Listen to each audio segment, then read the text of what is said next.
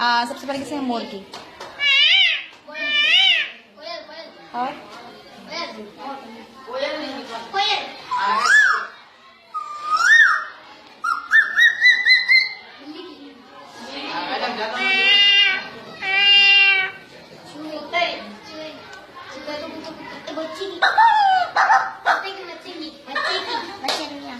हाथी ना, छोटा वाला बच्चा, छोटा वाला बच्चा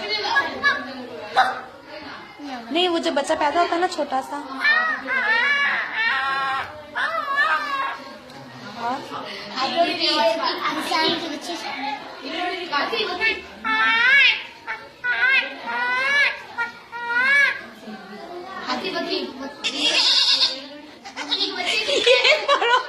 एक बारो